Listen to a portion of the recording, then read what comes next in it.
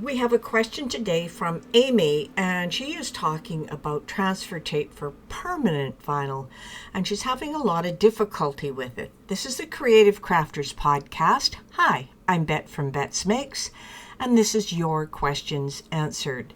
Now, transfer tape for permanent vinyl, if you're finding that the regular transfer tape is not sticking as well as you would like, there are some alternatives. And of course, the first one I think of is the strong transfer tape.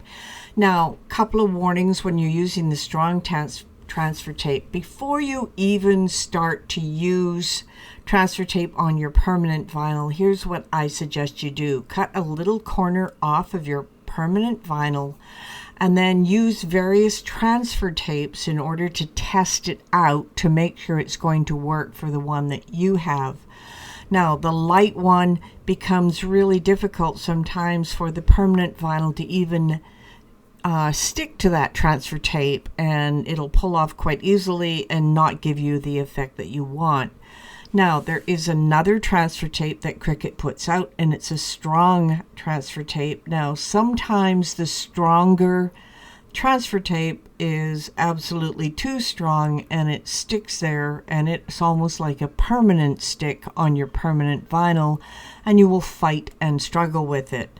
Now, other alternatives with Cricut, if you buy the transfer paper that comes in a roll with a backing, it is lighter. But they also sell a roll of transfer tape, and that has a thicker consistency to it, and it sticks a lot better than those on the sheet. So it's almost like a medium stick for those rolls. So you have a light one with the backing, a medium one for the one that's in the roll, and of course you have the strong grip one, which really adheres quite well.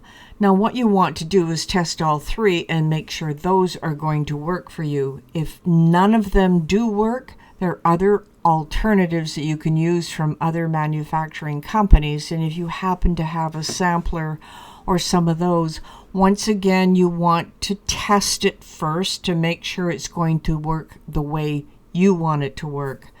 So my tendency is for permanent vinyl, I tend to use the roll without the backing.